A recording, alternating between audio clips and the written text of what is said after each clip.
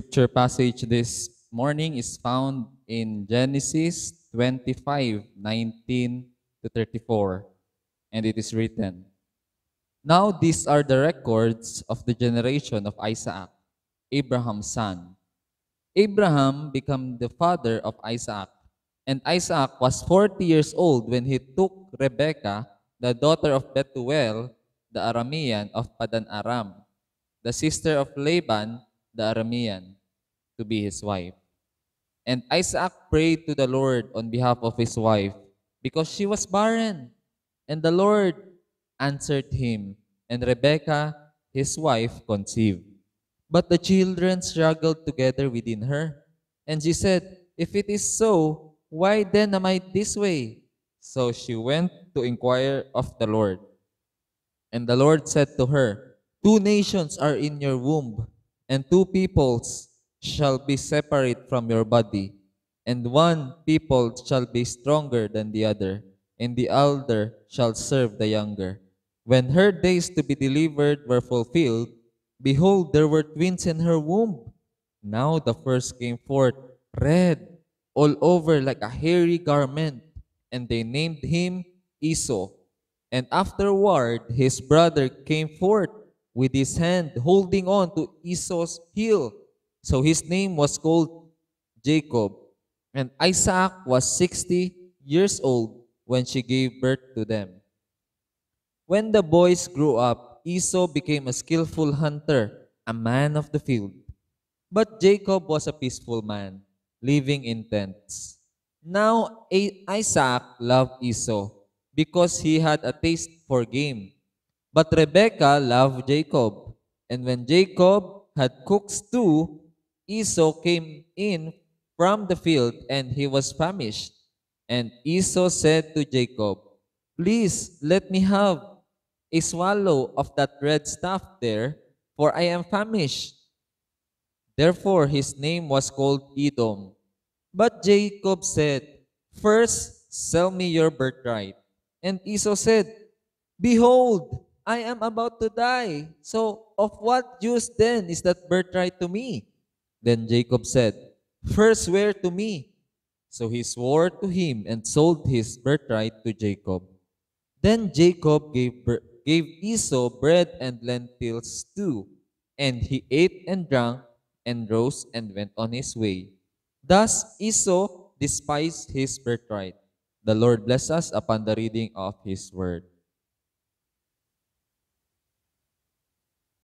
Magandang umaga sa ating lahat. Maganda MHGCC Church. So, I welcome you again for our another Sunday service. Let us prepare our hearts as we listen to God's word. Okay? To start, let's start with a common story. Let me share to you a vegetable joke. Yan. Kaso lang corny siya. Okay. Yan na yung joke ko, no? Corny. Okay. So, ang topic natin is about Genesis chapter 25 verses 19 to 34. The story of Isaac's son. Okay, so ito yung ikwento ng anak ni Isaac. Sino yung anak ni Isaac? Si Jacob at saka si Esau. You pronounce the name of Jacob in Hebrew, Jacob. Jacob. Yan, wala kasi silang J. Kaya Yahweh or sa pagka-translate, Jehovah. J. Yan, naging J na siya. Pero Yeva, yan siya. So si Jesus is Yeshua. Yan. Okay, so ito si Jacob is Jacob. Pero sa English, Jacob. Okay, para lang yang sa Pilipino, Hill. Pag Tagalog. Pag English, Jill. Di ba? So, pagka Tagalog, Juan. Pag English, Juan. Okay. So, eto ngayon si Jacob. Okay, so tignan natin ang kwento ng isang pamilya. Kasi ito, chosen family, pero not so special after all. Chosen siya, pero makakita ka sa kanya na typical family siya. At baka makarelate tayo sa family na to. Ayan, so kung meron kang family, pwede ka makapag-reflect sa nanay at tatay mo. Kung ikaw yung magulang, pwede ka makapag-reflect sa mga anak mo. Okay, so ito yung kwento na usapang pamilya. So, sa verse 24, ang sabi dito, when her days to be delivered were fulfilled, behold, there were twins in her womb. Nanganak ng kambal, no? Okay, there were twins in her womb. Now the first came forth, red, all over like a hairy garment, and they named him Esau. Okay, Esau sa Tagalog, si Esau to eh. Okay, so hairy, parang damit, hairy garment. Imaginein mo 'yun, no? Pinanganak pagkalabas niya para siyang si Wolverine. Balbon. Yan. So, mayroong mga may mga balbon talaga. So, eto, si balbon masyado si Iso. Okay, tignan naman natin ang physical appearance naman nung kambal niya. Okay. So now the first came forth red, and they named him Esau, and afterwards his brother came forth with his hand holding on to Esau's heel. Maka-imagine kayo ng isang baby, pinanganak, nangahawak na sa paa. Nakaganon na oh. Huwag kang lumabas, ako yung uunang lalabas. Action niyang hihilahin si Esau. Kasi gusto niya siya maging panganay. Imaginein mo yung pag-aaway nitong dalawang to, hindi pa nakalabas, nag-aaway na, no? Very rival tong magkapatid. So, let me ask you, kamusta naman yung relasyon mo sa kapatid mo? Rival ba kayo? O kayo yung parang mag-best friend? Ayan. So, kung rival kayo, ay makarelate kayo dito kasi away sa umpisa pa lang. Hindi pa nakakapagsalita tong dalawa, nagkahatakan na, naghihilahan na pababa. Okay. So, ang sabi, so he was named Jacob, and Isaac was 60 years old when she gave birth to them. Okay, so si Isaac, 60 years old na. So, parang palolo na si Isaac, no? Pero nanganak si Rebecca. Okay? So, verse 27, when the boys grew up, Esau became a skillful hunter, a man of the field. But Jacob was a peaceful man. So, makita na naman natin another difference. So si Jacob, si Esau, masyadong balbon. Tapos ngayon, hunter siya. When the boy grew up, Esau became a skillful hunter. So, naiinitan, mahilig sa mga hunting of mga deer or naghahunting ng mga wolf. Yan, so mahilig siya sa ganyan. Tapos, but Jacob was a peaceful man. Si Jacob, homeboy. Ayan, sino ba homeboy dito? Hindi nalabas ng bahay. So, ganun yung ugali ni Jacob. Gusto niya sa bahay lang. Ayaw niya mainitan. Ay, masugatan yung skin ko. Ayan. So, well protected kasi sobrang init sa Middle East, no? In fact, pag lumabas ka doon at walang protection yung kamay mo, ay matutusta yan pagbalik mo. Okay? Living in tents. So, yun si Jacob. Ngayon, dito nag-umpisa yung problema. Verse 28. Dito nag-umpisa yung pagiging dysfunctional ng family nila. Now, Isaac loved Esau. Ayun. Meron ng favoritism. Isaac loved Esau because he had a taste for game. Alam mo yon?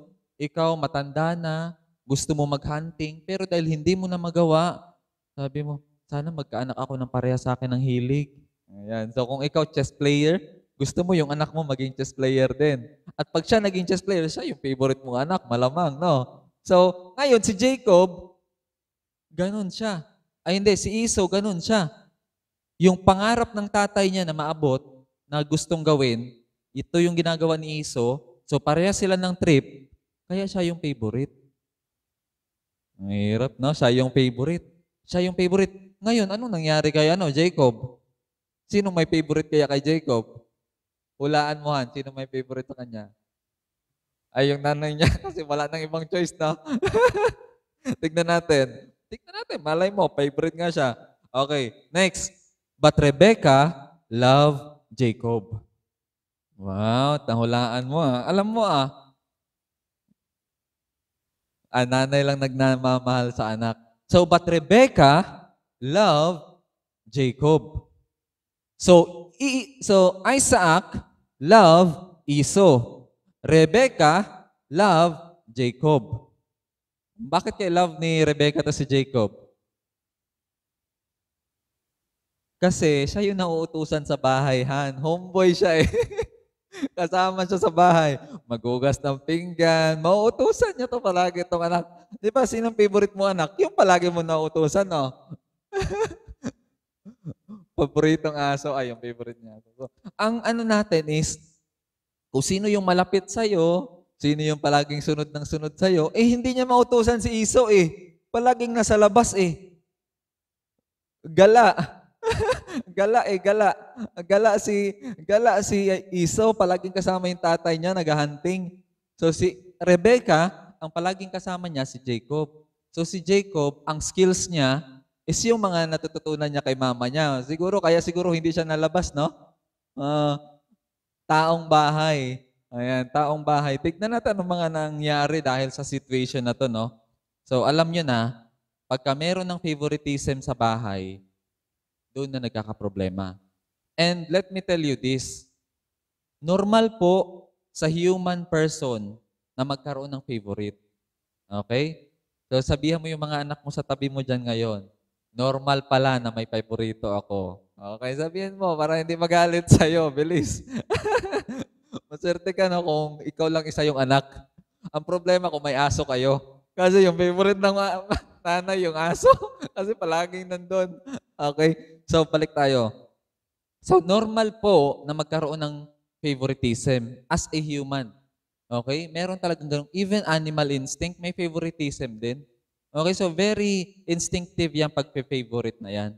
And the problem is, pag may favorite, doon nag-uumpisa yung problema.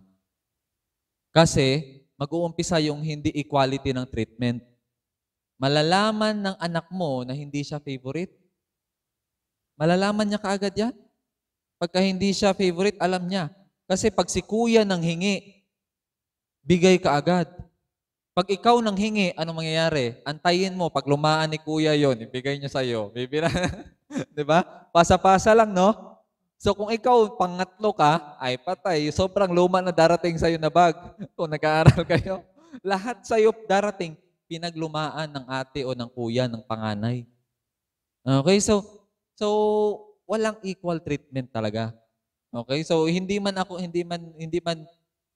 yang ganyan na attitude or yang ganyan, very normal yan dito sa Filipino home, no? Kasi isa nagtitipid. Siyempre, hindi tayo masyado well budgeted. Okay? Pero ang isang point natin dito is yung favoritism, importante yung pag-treat sa kanila with equality. Okay? Yun, panganay lang nga daw yung may sapatos. May hugot ka atahan, Ang panganay lang may sapatos, tapos kayo nag-aral, nakachinelas, no? So medyo medyo mahirap yun. Okay. Yan yung epekto ng favoritism.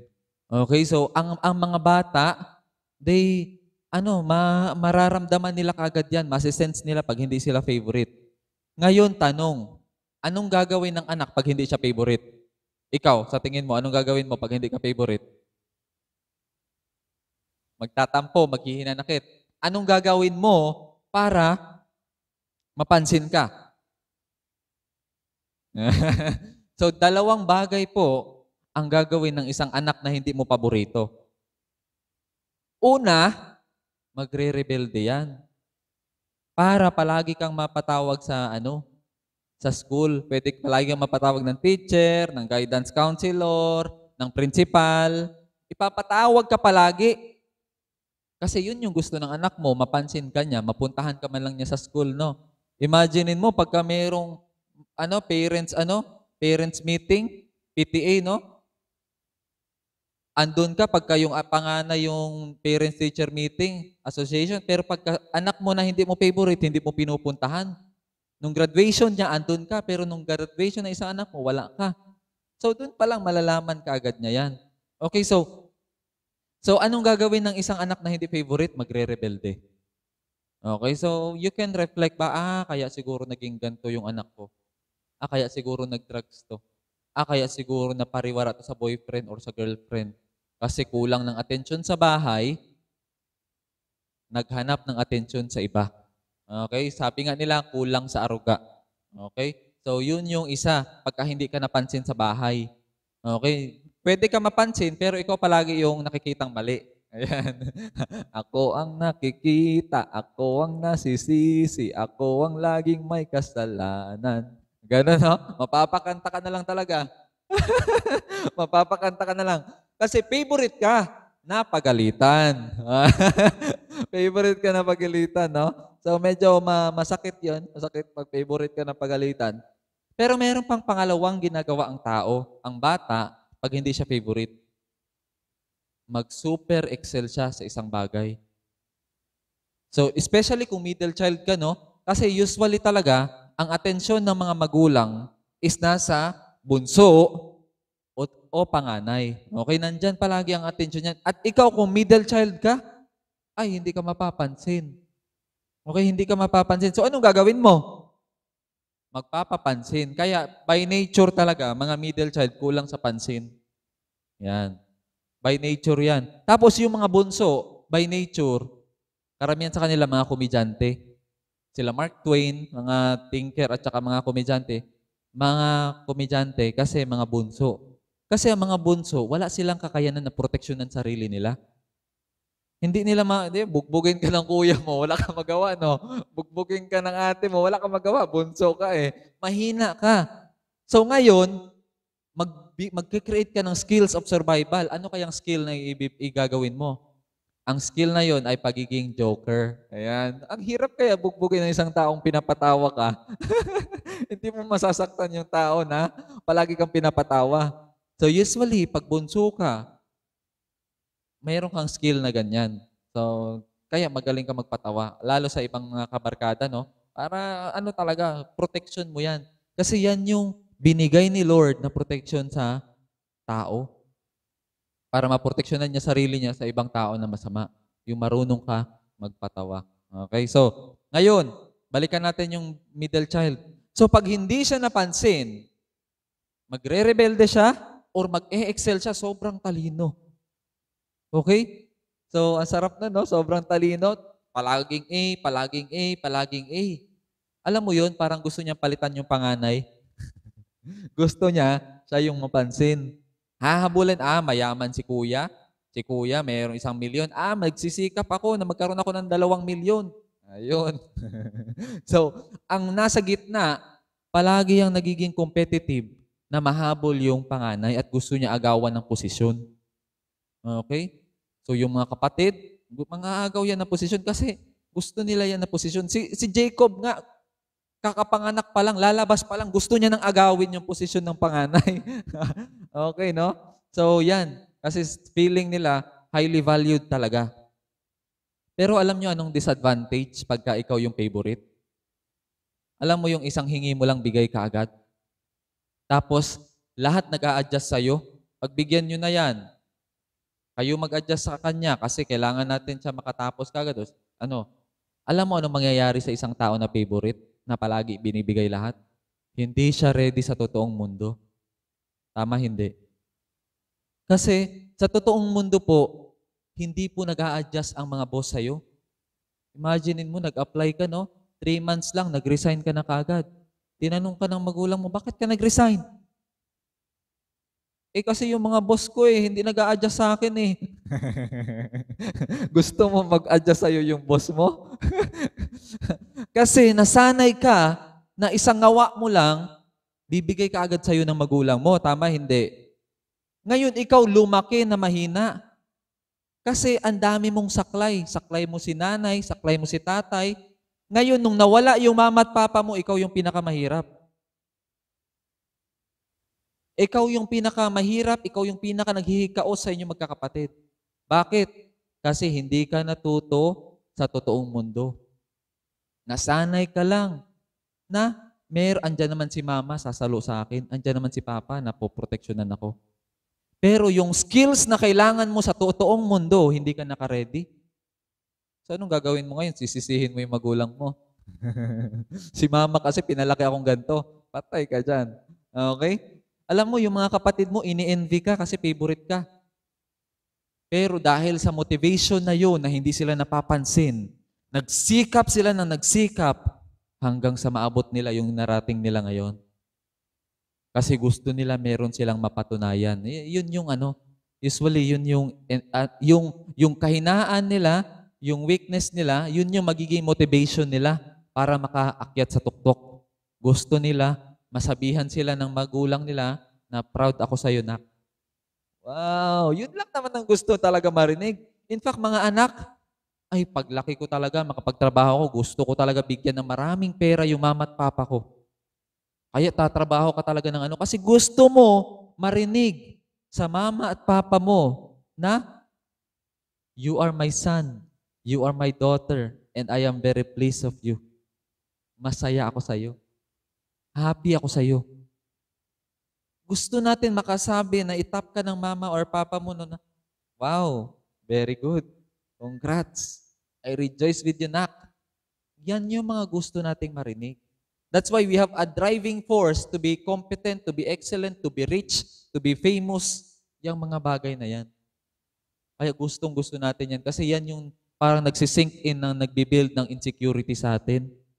Kasi lumaki ka, nakulang ka sa appreciation. Lumaki ka sa mura.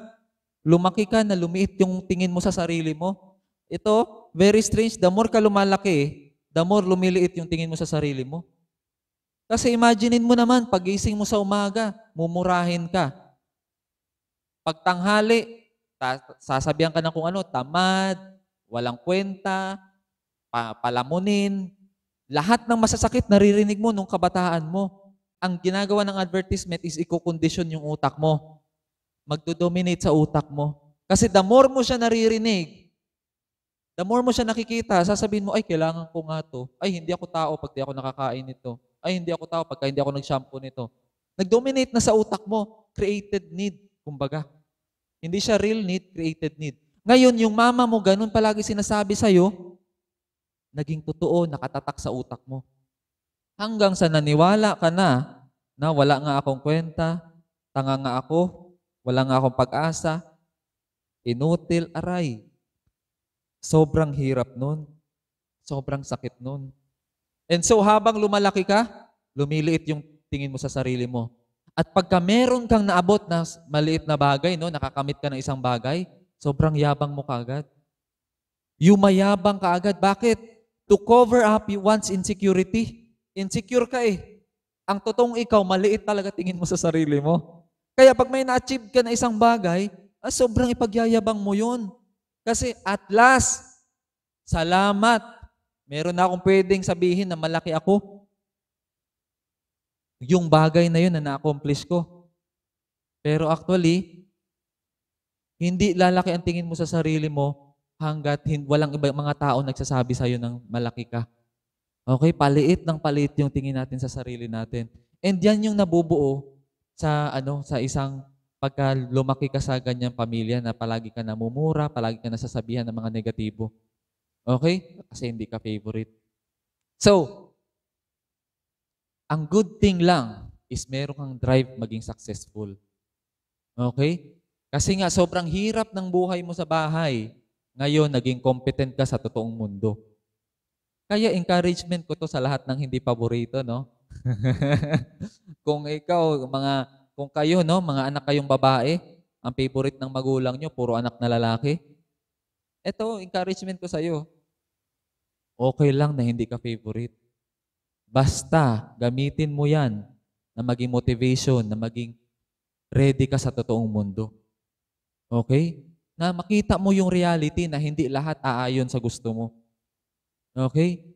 Kaysa naman lumaki ka sa reality na lumaki ka sa mundo, sa bahay na akala mo favorite ka, lahat mag-a-adjust sa'yo. Pagdating mo sa totoong trabaho, hindi pala sila mag-a-adjust sa'yo. Hindi pala palagi ikaw yung tama. Kung sanay ka sa bahay, ikaw yung tama palagi, ay pagdating mo sa labas, palagi ka masasabon. Okay?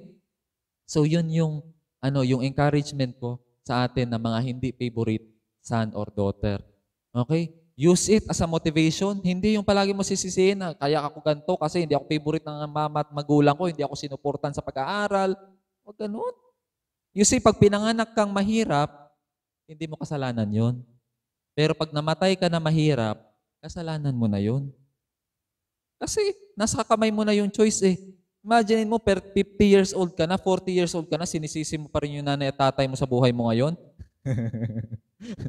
Pwede ba yun? Siguro ang blame game, no? Hanggang 18 years old na, yung minor de edad. Kasi wala ka talaga magawa. Pero pag pumatak na yung edad mo, 18 above, adult ka na. Ang kayang gawin ng 70 years old, ng 50 years old, kaya mo na rin gawin na 18 years old ka. Kung sila kaya nilang bumili ng bahay at lupa, kaya mo na rin bumili. Kung kaya na nilang kumuha ng driver's license, kaya mo na rin kumuha ng driver's license. Lahat ng kayang gawin ng isang matanda, kaya mo na rin gawin. Kasi nga, nasa legal age ka na. Pero kung nasa legal age ka na, pero dahil nasa legal age ka na, pero sisi ka pa rin ng sisi sa mga tao kung saan ka ngayon na nakalagay, mahirap yun. Pag sinisisi natin yung iba, sila dapat yung magbago. Pag sarili natin sinisi natin, tayo dapat ang magbago. Yun yung maganda. Kasi kontrolado natin yung pagbabago. Hindi natin kontrolado ibang tao eh. Kung magbabago ba sila o hindi. Tama, hindi. Diba? So, wala kang mapipilit na magbago. Ang kaya mo lang baguhin, sarili mo. Paano mo babaguhin yan? Kung kada puna sa'yo, kung kada check sa'yo, iniisip mo kaagad, pinipersonal ka. Iniisip mo kaagad, mali. So, kailangan maging open ka for correction. Kasi para yan sa'yo at magiging better ka. Okay? So, ito yung mga not favorites and ito yung mga favorites. So, magkaibang mundo yung kinalakihan nila sa loob ng bahay, pero paglabas nila ng bahay, isang mundo lang yung totoo. At sino yung nakapractice sa totoong mundo? Yung favorite o yung hindi favorite? Yung hindi favorite. Natutunan nila na magsikap, na ma-earn lahat ng bagay via hard work. Yung isa, natutunan nila na favor lang. Walang gagawin, basta favorite ka, bigay sa'yo. Okay? So, yun yung danger din pagka-favorite tayo. Okay? Pero ang advantage pag hindi ka favorite, meron din, malaki din. Of course, no? Kung favorite ka, at saka excellent ka pa, nag-grow ka pa, nirinedy mo pa yung sarili mo sa totoong mundo, edi mas advantageous ka, tama? Tama, mas advantageous ka. So kaya, both party, stop yung blame game, yung sisihan. Okay? And alam nyo ba, mga nanay at tatay, na pagka marami tayong anak, at saka andun yung favorite natin sa kalagitnaan na yun, nasasaktan yung hindi favorite. Lalo pagka kinukumpara mo sila dun sa favorite mo. Sa favorite mo. For example, bakit tingnan mo si kuya mo? Tingnan mo si ate mo. Hindi naman ganyan. Gayahin mo si ate mo. Si ate mo ganito oh. Naalala ko lang si Lodi, yung asawa ko, nung nakaraan lang. Pinagalitan niya yung bago naming tuta, si Samson. Sabi niya, hindi ka gumaya kay Boger. yung ate niya. Hindi ka gumaya doon sa ate niya, sa ate mo. Hindi tumatay dito sa loob ng bahay, lumalabas para tumae. Ang pinagalitan, kinumpir na, no? Kung tao yun, nakaramdam na yun ng sakit. Ayun, no? So, yung comparison, let me tell you this, comparison is always unfair. Unfair na unfair po yung comparison. Bakit ba unfair? Kasi yung kalakasan ng isang tao, kinukompare mo sa kahinaan ng isang tao. Tama, hindi? Imaginin mo, ang strength ng kuya mo, i-compare sa kahinaan mo. Patas ba yon? Di ba hindi? Dapat ang comparison is ano yung strength ng anak mong isa, i-compare mo sa strength din ng kabila. Tama, hindi? Amen? Hindi yung i-compare mo siya, ito yung lakas niya. Tapos i-compare mo sa kahinaan ng isa mong anak. Gayahin mo si kuya, gayahin mo si ate. Palagi mo siyang kino-compare. Hindi mo na napapansin kung ano yung niya, yung strength niya. Okay? So, let us stop comparison, no? Kasi it is always unfair. maintindihan natin 'tong mga magulang natin kasi baka lumaki din sila sa comparison. Baka sila din, palagi din silang i-compare ng nanay at tatay nila. So ngayon nagkaanak sila, oy 6 'to, marami akong choices na ipagkumparahan. Kayo, Han, na-compare ba kayo? Meron din comparison? Legit din sa Filipino home, no? So very real yan. Thank you for your honest honest answer. Okay, so legit yang mga ganyan na merong comparison. Pero dapat kung mag-compare ka, i-compare mo sa strength din ng kabila. Huwag mo i-compare yung strength sa weakness. Oh, 'di ba? So masyadong masakit 'yon. Imaginein mo, no? So very unfair po ang comparison. Kaya do not compare your children. Kasi lalaki silang insecure. Imagine mo kung yung anak mong babae, palagi mong kinukumpare sa kuya. Ay, baka yung anak mong babae maging tomboy yun. Okay, hahabulin niya. Okay, so hindi maganda yung comparison. Kailangan tayo maging careful sa mga bagay na yan. Okay, so ito yung picture ng unang pamilya. Nag-umpisa yung favoritism, no? Nagkaroon ng favorite kaagad at nagkaroon ng problema kaagad. Okay, so anong ginawa? Makita natin sa ginawa dito ni Jacob. Ang ginawa ni Jacob dito is, and Esau said to Jacob, please, and verse 29, and when Jacob had cooked stew, imagine mo, masarap magluto si Jacob. Homeboy eh. O di magaling siya magluto. Di ba ang pagluluto, skill ng babae yan? Kasi sa bahay lang po natututunan yan. At hindi mo matututunan yan kung hindi ka nakastay sa bahay. Kung hindi ka alagang nanay. Yan. Ako meron akong mga alam na luto. Okay, balik tayo dito. And magaling siya magluto. Esau came from the field and he was famished. Grabe yung ginamit na word, no, famished. Hindi lang gutom. Super gutom. Mamamatay na ako sa gutom. Sabi ni Esau. Verse 30. And Esau said to Jacob, please, let me have a swallow of that red stuff there. Di nga niya kilala, no? Pakingit mo nga ako ng parang ang bango. Pwede pahingi. For I am famished. Therefore, his name was called Edom. 31. Edom po, si Esau po yung mga tribe ng Edomites. Okay? Siya po yung tatay. Okay? 31. But Jacob said, ayun na. Lumabas na yung pagkauhaw ni Jacob sa pagiging eldest. Ang sabi niya, first sell me your birthright. Ibenta mo sa akin yung birthright mo. Ang birthright po, ito po yung panganay. Yan yung birthright. Ikaw panganay ka, ibenta mo na yan. Ako na magiging panganay. Total, lamang ka lang naman sa akin ng split second eh. Alam mo, nung baby ako, nasa ilang lupa, kung medyo malakas yung kamay ko, nahila talaga kita. Nauna talaga ako lumabas. Bigay mo na sa akin yung right na maging panganay ako. Okay? So alam mo na, pag birthright, pagkapanganay, times 2 yung share mo dyan. Times 2. Pero hatian niya ng lupa pagkapatay na yung magulang. Siyempre, hindi naman pwede maghatian, no? Na habang buhay pa. Okay? So, hatian ng lupa, ang panganay palaging times 2 yung lupa. Bakit? Kasi siya na yung magiging next na tatay. Aalagaan niya lahat. Kung namatay na maaga yung tatay niya, siya, as panganay, siya na yung magtatayo na tatay. Kaya kailangan niya times 2. Okay, malinaw? Hindi sa mga panganay natin ngayon na times 2 gagamitin mo para isahan yung mga kapatid mo, ha? Naagawan mo ng lupa lalo. Hindi ganun. Times 2 yung lupa mo kasi ikaw na yung mag-aalaga sa pamilya nyo, sa angkan nyo. Yun yung purpose ng panganay. Kaya times 2. Si Jesus panganay. Kaya ang tagal niya naging karpentero din para i-take care yung needs ng pamilya niya. Okay? So yun yung no? So gusto niya yun na Kaya sabi ni Esau, hindi ko kailangan ng pagiging panganay ngayon. Ang tagal pa ng mana. Mamamatay na ako sa gutom. Aanhin ko yun. Sabi ni Esau, no? O sige na, sa'yo na yan. Basta pakainin mo ako, gutom na gutom kakahanting ko. Wala ko napatay ngayon eh. Kaya sobrang gutom at uhaw. So sabi niya sa verse 31, sabi ni Jacob, first sell me your birthright, 32, and Esau said, behold, I am about to die. Grabe, no? Mamamatay na daw siya sa gutom. Meron bang ganon? Exaggerated, no? Exaggerated si Esau. Sabi niya, valid naman siguro ito na dahilan na ibenta ko yung birthright ko. Kasi mamamatay din naman ako.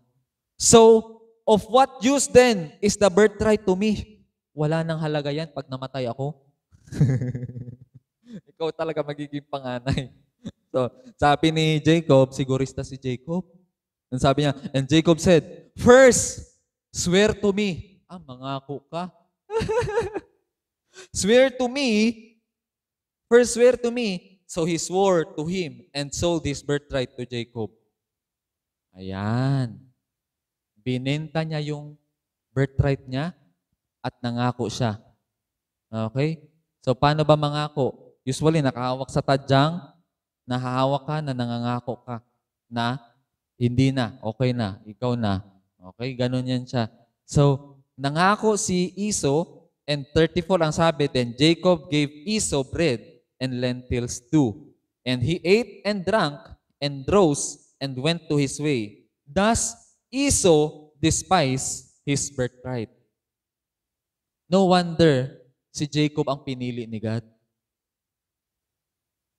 No wonder si Jacob ang pinili ni God na magsusunod Abraham, Isaac, Jacob. Dapat Abraham, Isaac, Esau. Kasi si Esau yung panganay eh. Tama?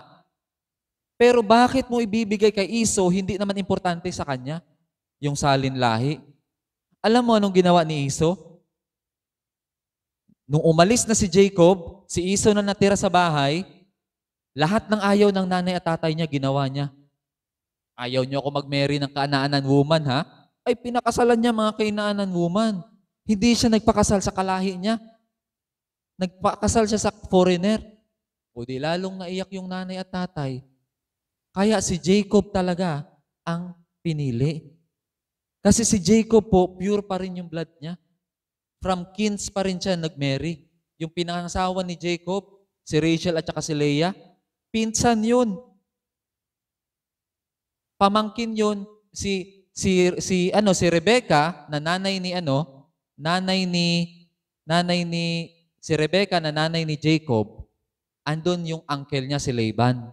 Okay, tito niya. Si tito niya, merong dalawang anak, si Rachel at saka si Leah. So parang family related pa rin. Kaya doon siya at napangasawa niya to sila. Okay? So, na-preserve yung dugo nila as pure-blooded mga Hebrew or mga Jew. Okay? So, yun yung very important kay God. Na bakit naman ibibigay sa'yo kung hindi mo naman papahalagahan? Tama, hindi. Okay? Kaya nga usually, pagka may binibigay po si Lord sa atin, kailangan ma-realize muna natin na kailangan natin yun para ibigay niya. Kasi pag binigay niya sa'yo na hindi mo alam na kailangan mo, hindi mo papansinin yun. Tama, hindi. Naalala mo yung creation ni Eve? Nung ginawa si Eve, Genesis? At ang sabi doon, and Adam walked with God daily. Imaginein mo, hindi nakaramdam si Adam na kailangan niya yung babae. Baka isipin niyo, malungkot si Adam ha, na naglalakad-lakad siya sa garden, malungkot siya. Hindi siya malungkot. Kasi palagi po bumababa si God. At kompleto na siya. You see, you are already complete with God. Si God po yung magkukumpleto sa atin. Okay? Hindi po yung partner natin ang kukumpleto sa atin.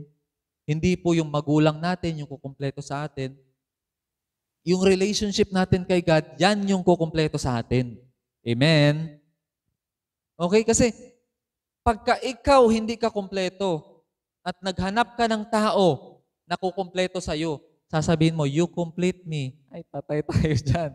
Ibig sabihin, yung sinabihan mo ng you complete me, mapipressure yun na ibigay sa'yo lahat ng hihingiin mo. Yung pagmamahal, yung pag-aaruga, lahat. Kasi hindi ka kompleto. Kailangan, kung mag-aasawa ka, you don't get married because you want to be complete. You want to be happy. You marry because you are already happy and you want to share that happiness to others. You marry not because you want to be complete. You are complete already so that you want to marry so that you can share that completeness to others. You are whole already. That's why you want to share that kind of life to others. You see, pag incomplete ka, Mag-aasawa ka ng incomplete. Parehas kayo incomplete. Mag-aagawan kayo ng atensyon na kumpletuhin mo naman ako, kumpletuhin mo naman ako. Nag-aagawan kayo. Kasi nga, hindi ka kompleto. Okay? Yung mindset mo, ay magiging masaya na siguro ako pagka nag-asawa ako. So nag-asawa ka, sabi mo, hindi naman ako naging masaya. Naging mas miserable pa yung buhay ko. Ay siguro, sasaya ako pagka nagkaanak ako. So sumaya ka nga kasi may anak na. Pero, nung umalis na yung anak mo, balik ka na naman sa malungkot kasi lumaki na sila. Okay? So, kailangan po, kahit kayo lang ng husband and wife mo, you are already complete kahit wala pa kayong anak. Ang anak po, addition na lang po yan sa pag-aasawa. Husband and wife is already a family. Okay? Kailangan paglabas ng anak, makikita nila na happy yung mama at papa nila. And I want this kind of relationship pag ako din naging tatay or ako din naging nanay. Ako din nag-asawa. Ganun. So, complete. We are already complete in God. Di ba naalala mo si Jesus? Yung baptism ni Jesus, Han. Anong nangyari sa baptism ni Jesus? Anong boses ang lumabas? Boses ng tatay niya sa langit. At in-appreciate siya sa harap ng maraming tao. Anong sabi ng tatay? You are my son, and I am very pleased of you. Wow! Behold, this is my son, and I am very pleased of him. Yun po yung narinig ni Jesus. Alam nyo ba na yung word na yun is very familiar word? Very familiar word yun sa mga Jew. Kasi ang tinatawag yun yung tinatawag na bar mitzvah or son of the law. Yun yung parang bar means son, mitzvah means law. So bar mitzvah, sineselebrate po yan pag 12 years old. Yun yung parang debut ng lalaki. So, pero si Jesus 30. Bakit ang tagal ng bar mitzvah ni Jesus? Di ba nung 12 years old si Jesus, nasa temple siya? Ang sabi niya, don't you know that I should be in my father's house? Di ba dapat naka-bar mitzvah na ako? Ang bar mitzvah po, ginagawa lang po yan ng legit na tatay. Pag alam mo, ikaw yung tunay na tatay, pwede mo i-celebrate yung bar mitzvah ng anak mo. Pero si Joseph, alam ni Joseph na hindi siya yung tunay na tatay. Kaya hindi siya makakapagsabi na, behold, this is my son. And I am very pleased of him. Hindi niya masasabi yun sa community. Walang bar mitzvah si Jesus. Kawawa, no? Nakaranas din pala siya ng fatherless. So kung ikaw fatherless, nakaka-relate si Jesus sa'yo. So nung baptism niya, lumabas yun na linya. Kasi sa bar mitzvah po, sasabihin ng tatay, Baruch Hashem ha-Adonai. I praise you, O Lord, that you have set me free from all the responsibility towards my son. And now my son is accountable directly to you. He has become son of the law. So pagka nagkasala siya, mananagot na siya direct sa batas. Hindi na yung magulang yung mananagot sa kasalanan ng anak. So nagbar mitzvah na. At ang sasabihin ng tatay is, you are my son and I am very proud of you. Tignan mo yung bar mitzvah ni Jesus. Behold, this is my son and I am very pleased of him. Take note. Wala pa pong miracle na ginawa si Jesus. Bago pa lang po ang ministry mag-start. Take note, hindi pa po siya nag-perform ng miracles, hindi pa po siya nagbuhay ng patay, hindi pa po siya nagbukas ng mga bulag. Lahat po, wala pa siyang ginawa. Pero ano sabi ng tatay niya? I am pleased of you.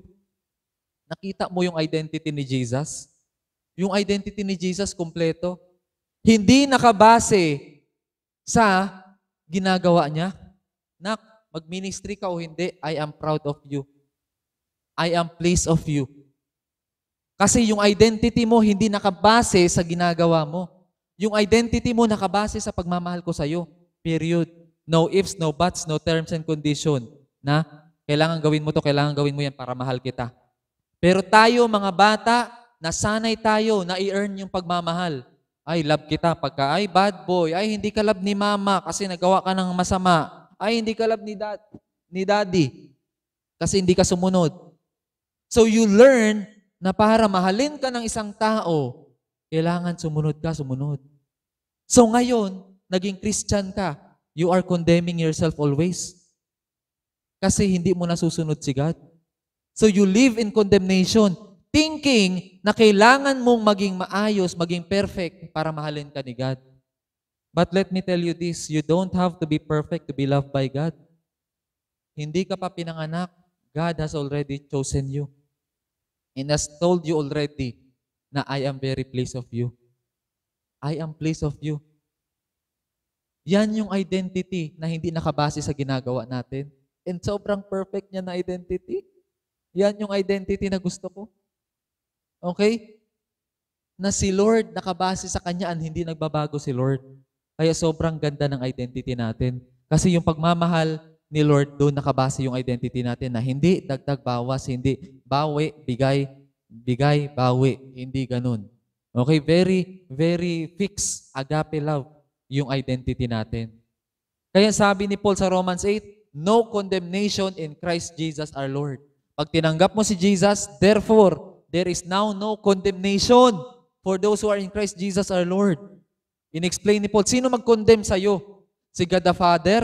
Pinadala nga niya si Jesus Tapos i-condemn ka niya?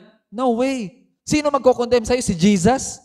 Namatay nga siya sa cross para bayaran kasalanan mo. No way. Therefore, walang magko-condemn sa'yo, neither heights, nor depths, nor angels, nor demons, nor pestilence can separate you from the love of God. Amen. Wala pong makakapaghiwalay sa atin sa love ni God. At hindi natin lubusan maintindihan yung klaseng pagmamahal na yan. Kasi hindi pa tayo nakakita ng ganyang klaseng pagmamahal sa mundong to. Kasi lahat tayo parang may naka-credit score. Pag gumawa ka ng mabuti, mamahalin ka. Pag hindi ka gumawa ng mabuti, hindi ka na mahal. Okay? So, yan din yung kinalakihan natin sa mga magulang natin. Okay? So, hindi ko alam ba't ako napadpad doon. Maybe you are living in condemnation. Palagi mo kinokondem ang sarili mo. God has been speaking to you. Do not condemn yourself. You see, the Holy Spirit does not condemn. He convicts. Iba po yung conviction sa condemnation. Ang conviction po, pagka nagkasala ka, sasabihin ng Holy Spirit, nak, mali yun. Mag-repent ka. Okay, Lord. Sorry, Lord. Patawarin mo ako, Lord. Yun ang conviction. Sasabihan ka. Ang condemnation, ganito. Mali yung ginawa mo. Paulit-ulit ka na lang. Wala ka na talagang pag-asa. Hindi ka na makakaalis dyan. Iko-condemn ka niya. Yung boses na yun, hindi kay God yun. Kay Satan yun. Pasimba-simba ka pa. Hindi ka naman nagbabago. Yung mga boses na yan, condemnation ni Satan yan. Kasi gusto ka niyang dalhin sa kasamaan niya para lalo mo pang layuan si Lord. Kasi iniisip mo, hindi na ako magsisimba, hindi naman ako nagbabago, lalo lang ako na Hindi. The more ka magkasala, the more ka lalapit kay Lord. Kasi the more mo siya kailangan. Kasi pag lumayo ka, mas lalo kang Okay? So, hindi ko alam ba tayo napadpad dyan. Maybe God has been speaking to you. And so, going back, nung ginawa si Eve po, ang ginawa ni God muna kay Adam, pinapila niya lahat ng animals. Okay, Adam, pangalanan mo lahat. So, ang sabi ng kwento, si Adam, may nakita siya lahat suitable partner. Yung pusa, may kasamang pusang babae. Yung aso, may kasamang asong lalaki. Yung pato, lahat nakapila. May partner. Sabi niya, ay, wala pala akong partner. Mag-isa pala ako. Doon niya palang na-realize na meron siyang kailangan. Wala siyang kaparehas na level sa kanya ng intellect.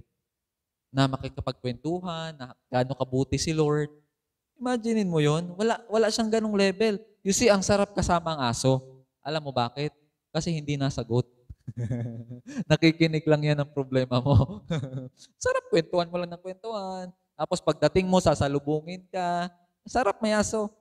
Pero yung intellectual level, na yan yung meron ng humanity, highest level, ng pagiging galing sa lupa. Pag hindi ka makapag-share ng ganyan na joy, wala ka man lang kaibigan, wala ka man lang best friend, masyadong malungkot yun. So, pinatulog si Adam, tapos kinuhaan siya ng tadyang, tapos ginawang babae, tapos sabi niya kay Adam, okay, napasigaw si Adam, alas, flesh of my flesh, bones of my bones, I shall call him Eve, for she, di ba? a mother of all nations. Sabi niya ganun. So, na-appreciate niya yung binigay kasi na-realize niya na kailangan niya. Okay? So, pag once pinapa-realize na ni Lord sa'yo yung pangangailangan mo, let me tell you this, God is about to provide it.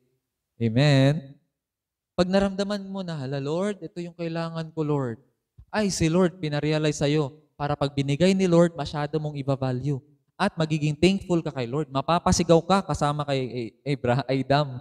Yes, thank you, Lord. Thank you, Lord, na-provide mo, Lord. Hindi ka talaga na late, Lord. On time talaga lahat ng pagbayad. Sana all. Sana all, no? So, mapapasalamat ka talaga. At yun yung gusto ni Lord, na ma-appreciate mo yung mga binibigay niya. Kaya bago niya ibigay, ipaparealize niya muna sa'yo na kailangan mo to. Okay? Hanggat hindi mo ma-realize na kailangan mo yan, hindi niya rin yan ibibigay. Okay? So when there's a need, there's a provision and God will provide. Okay? So yun yung yun yung kwento natin na galing sa mga favorite na anak. So yung hindi favorite at saka yung favorite. Tapos yung identity na kinukuha mo sa magulang mo, okay yon. Pero ang pinakapanghuhugutan natin ng identity natin, kagaya kay Jesus, is si God, our Father. Hindi kinuha ni Jesus yung identity niya kay Mary at saka kay Joseph na magulang niya. Kinuha niya kay God. It's a perfect example. Nanay niya yun in the flesh. Pero yung identity niya, nakafix kay God. Okay? So, ganun lang din sa atin. Ang solusyon sa dysfunctional, imaginein mo, step-brother ni Jesus lahat yon. Dysfunctional din si Jesus. Mga step-brother niya, yung may step-sister pa siya nakasama. Tapos, hindi niya tunay na tatay yung kasama niya. Alam mo yon. Pero si Jesus nakasurvive kasi yung identity niya nakafix kay God. So kung ikaw nalulungkot, kung ikaw hindi mo alam saan huhugutin yung identity mo, huhugutin mo sa success, pag naging failure ka, bababa tingin mo sa sarili mo. Huhugutin mo sa profession mo, ay pagka magaling ka, ang dami mag-appreciate sa'yo. Pero paano kung mag-umpisa ka na ma-depress? Kasi andun ka na sa time na ma-burnout ka na at mumurahin ka na ng mga boss mo. Mababa na rin ang tingin mo sa sarili mo. Hindi. Sabi nga ng isang wag mo i-base yung tingin mo sa sarili mo ng kagaya sa stock market. Na pag umakyat yung stock market, ang tingin mo umakyat ng 100%, ang tingin mo sa sarili mo, 100% ka na mas matalino. Kasi kinabukasan, pag bumaba yan ng 100% din negative, tingin mo rin sa sarili mo, negative 100% din yung mo. Okay? So kailangan ilagay natin yung base natin yung tingin natin sa sarili natin sa kay God kung paano niya na tayo tinitignan. At ganun po ang tingin ni God kay Jacob. After ni Jacob nakuha yung birthright, kinuha niya pa yung blessing. Kinuha niya yung blessing. Kasi yung blessing po ang pinag-aagawan ng mga bata dati, hindi po lupa. Yung i-bless lang sila ng magulang. After niya makuha yung blessing, papatayin na siya ng kuya niya. Antayin mo lang, mamatay si Papa. Lagot ka sa akin. O di takot na takot yung nanay niya, pinabiyahe siya. Papunta sa uncle niya, mamamatay na nga yung asawa ko. Mamamatay pa kayong dalawa, magpapatayin kayo. Hindi ko kaya matiis yun. Mabuti pa, lumayo ka na muna, punta ka muna sa uncle mo. Doon ka na muna, magpalamig ka. Papabalikin kita pagka okay na si kuya mo, kakausapin ko to. So sabi niya yun. Pagbiyahe ni Jacob, dumaan siya sa Bethel, nakatulog siya kasi first time niya lumabas ng bahay. Imagine mo yun, nagta-travel ka na kaagad, hindi ka sanay na lumabas, nakatulog siya sa pagod, ang dami niya sigurong dala, sobrang nanghina-hina siya. Pagkatulog niya, nanaginip siya. Let me end with this story. Sa panaginip niya, nakakita siya ng stairway to heaven. Yung movie na Stairway to Heaven, no? Korean ba yan, Han? So nakakita siya ng Stairway to Heaven. Kakadeceive niya lang sa papa niya, ha? Kakadeceive niya lang sa kuya niya. Ninakaw niya yung Pero nakakita siya ng Stairway to Heaven at kinausap siya ni God. Anong narinig niya? Ikaw magnanakaw ka. Ikaw manloloko ka. Ganun ba yung narinig niya kay God? Hindi. Hindi ganun yung narinig niya kay God. Alam niyo nung narinig niya kay God? Sabi niya, Jacob, I am the God of your ancestors. I am the God of your father Abraham, Isaac, and I will be your God. I will go with you wherever you go. Grabe. Anong ibig sabihin nun? Ang sinasabi ni God, Jacob, mali yung ginawa mo. Nanloko ka, ginamit mo yung tela, nalokohin yung tatay mo. Tapos ninakaw mo yung birthright mo sa kuya mo. Mali yun. Pero, itutuloy ko pa rin yung plano ko sa'yo. That you will be a father of many nations. You will be a father of a nation. Itutuloy ko yan. Pero, hindi ka makakatakas sa consequence. Kung niloko mo yung tatay mo gamit yung tela, di ba sinuot niya yung damit ni kuya niya, no? Si Iso. Sinuot niya para ma-deceive niya lang yung tatay niya kasi hindi nakakikita si Isaac eh. So sinuot niya, tapos nagpahawak pa siya, naglagay siya ng goat skin para balbon talaga. Kasi paano niya lulukuhin yun kung ano? Sabi ni Isaac, ang boses tunog ni Jacob. Pero ang katawan ni Iso. Si Iso siguro talaga to. So, na-deceive niya, nakuha niya yung blessing, nanloko siya.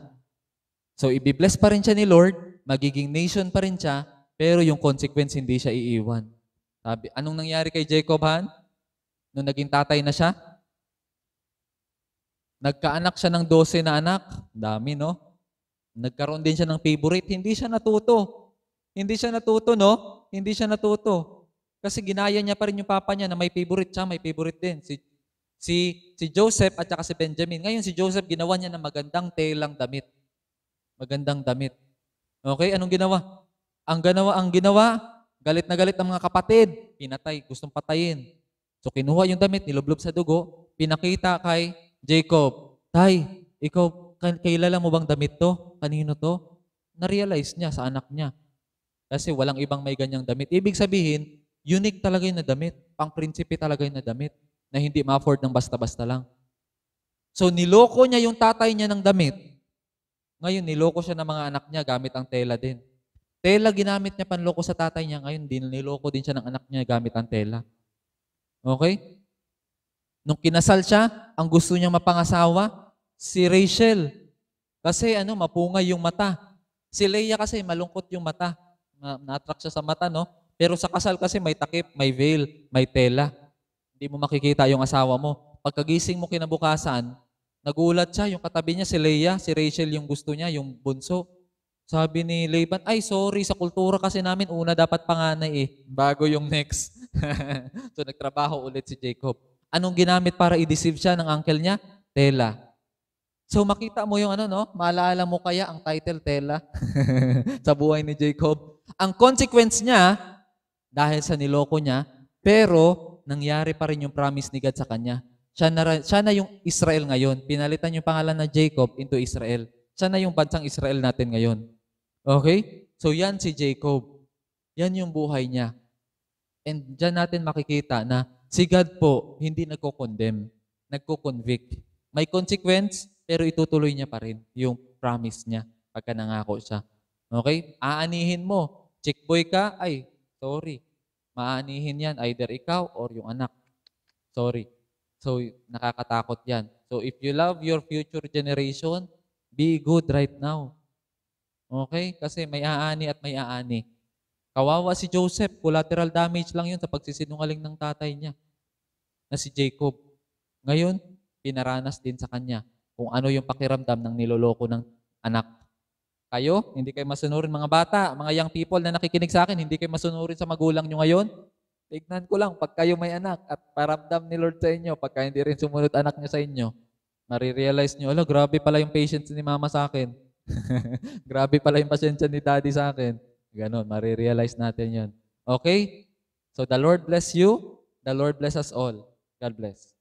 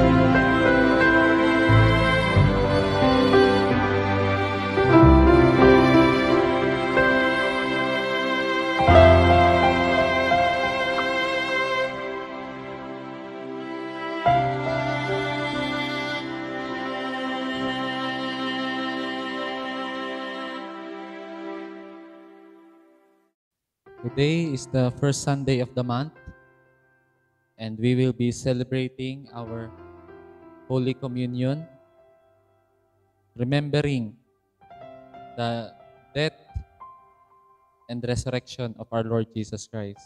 Because Jesus told us, do this in remembrance of me.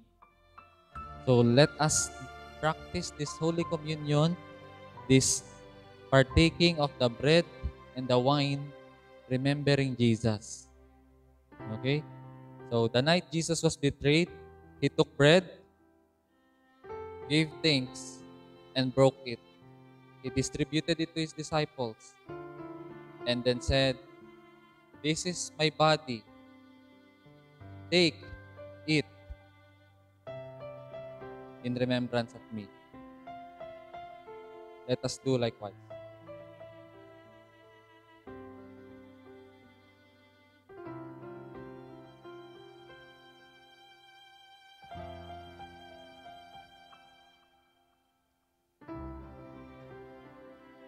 And then He raised the cup and said, this is the new covenant of my blood. Take, drink, do this in remembrance of me. Shall we do likewise?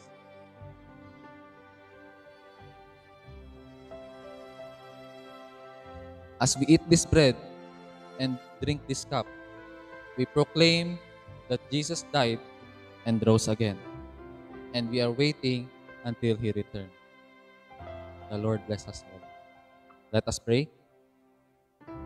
Father God, we thank You for the cross, the sacrifice. We thank You, Lord, that through Your blood, Lord, all our sins were washed away, Lord. Walang silbi, Lord, ang mga preachings namin from the Old Testament and the New Testament without the uniting factor of the cross, Lord. The cross that bridges earth and heaven. The cross that bridges from sinners becoming saints. It is You, Lord, who took all our sin, our shame away, Lord God. And so You deserve all the glory, all the praises, all the adoration, Lord Jesus. We live, move, and have our being in You. This is all by grace. For You have saved us by grace through faith, and that not according to ourselves. It is not a result of works, so that no one can boast. And this celebration of Holy Communion, Lord, is a sign that we proclaim that You died and You rose again on the third day, and that You will be coming as our King. So Lord, we thank You for the cross. We thank You for Your blood that covers a multitude of sin. And we repent, Lord. We turn away from our sins. We ask forgiveness, Lord. And we thank You, Lord, that if we confess our sins to You, You are faithful and just to forgive us and cleanse us from all unrighteousness. All glory to You alone. In the name of the Father, the Son, the Holy Spirit. Amen, amen, amen. Now, may the love of the Father, the grace of His Son, our Lord Jesus Christ, and the fellowship of the Holy Spirit be with us all, now and forever. Amen, amen, amen.